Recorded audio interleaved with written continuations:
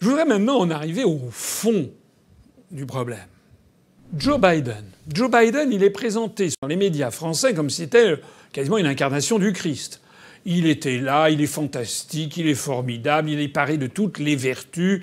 C'est un modèle sans égal. Il va restaurer les États-Unis, le lien transatlantique. Il est élégant, il a une femme super, une vice-présidente top, top, top. D'ailleurs, la vice-présidente, ça va être la première vice-présidente noire, la première vice-présidente femme, etc. Enfin, ce sont des panégyriques et des éloges extraordinaires.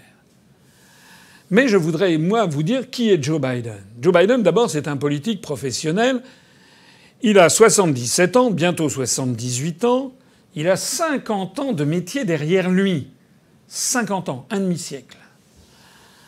Il se présente sous les traits d'un grand-père débonnaire, plus sympathique et moins clivant que Donald Trump. Ça, c'est exact, parce que Donald Trump est une personnalité fantasque. Et parfois très désagréable, et ayant fait commis des dérapages nombreux et parfois très vulgaires.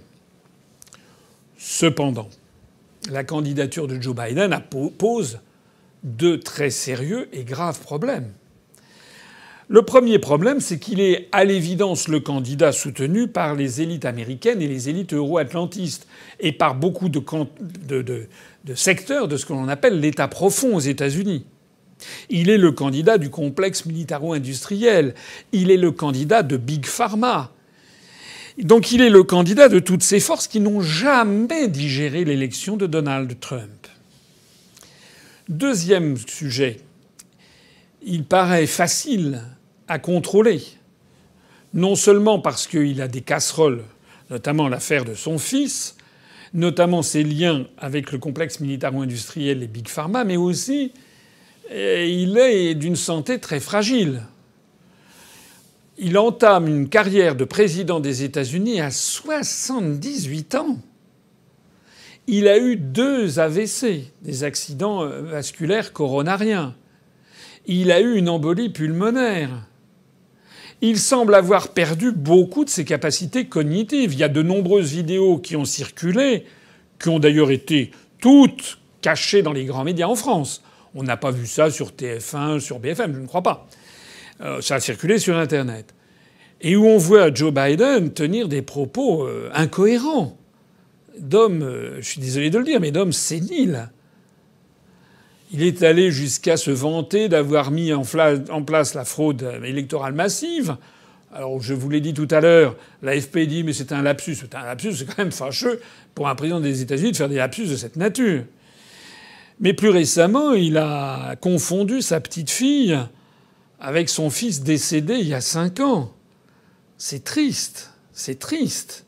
Donc, cet homme qui est très diminué, qu'est-ce qu'il va faire comme président des États-Unis ? À l'évidence, il ne va rien pouvoir refuser aux gens qui l'ont fait élire et qui tiennent notamment les grands médias du pays. Elle est là, la vérité. On vient d'élire, c'est comme les Français qui ont élu Macron en croyant que c'était un type qui avait du génie, un jeune qui allait tout changer, pensée printemps.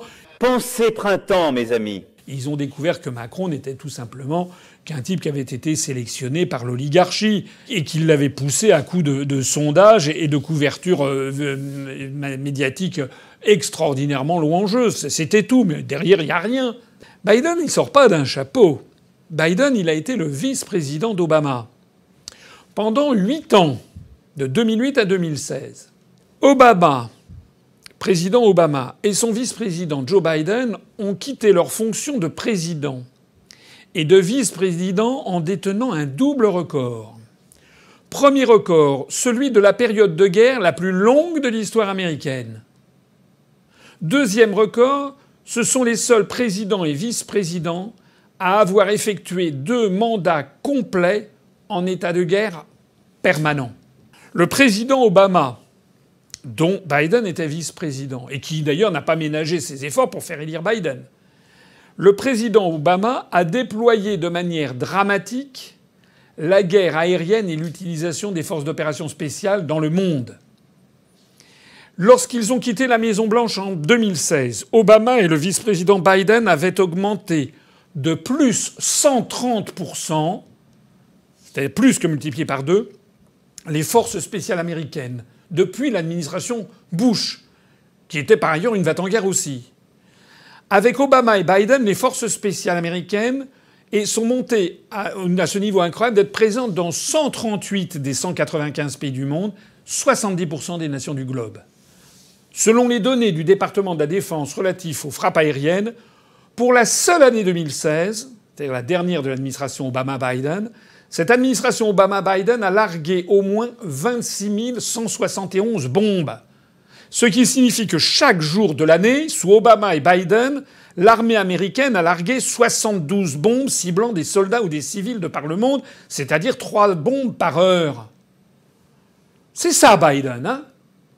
Si la plupart des bombardements ont eu lieu en Syrie et en Irak, les bombes américaines sont aussi tombées en Afghanistan, en Libye, au Yémen, en Somalie, au Pakistan. Une des techniques de bombardement favorisées par Obama a été celle des frappes de drones.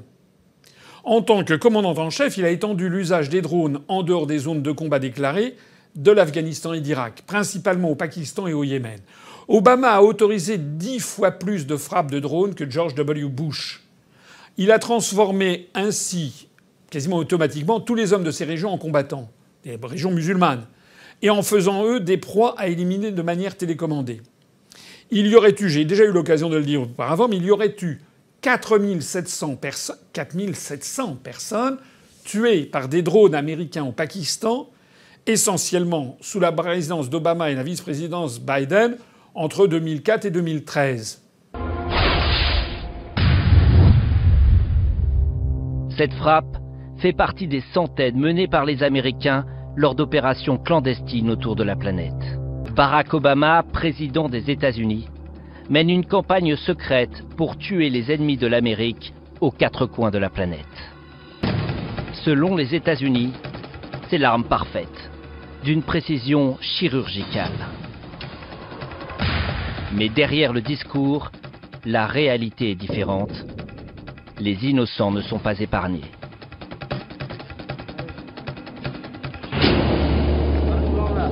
Aujourd'hui, certains s'interrogent.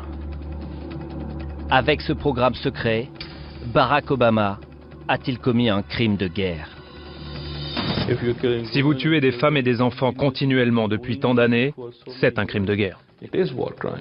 Le président Obama a affirmé que ces frappes extrajudiciaires, comme on dit, par drone à travers le monde étaient légales. Il s'est fondé pour ça sur les autorisations qui dataient de 2001 et de 2003 relatives à l'usage de la force militaire qui avaient été votées par le Congrès des États-Unis pour éliminer Al-Qaïda, suite à l'affaire du 11 septembre. Mais les guerres qu'il a menées n'ont eu pour ainsi dire plus rien à voir avec les attentats du 11 septembre 2001. Et avec tous ces massacres, qu'est-ce qu'ont récolté Obama et Biden après 8 années de combat sur tant de fronts? 1. Le terrorisme a augmenté partout. 2. Aucune guerre n'a été gagnée.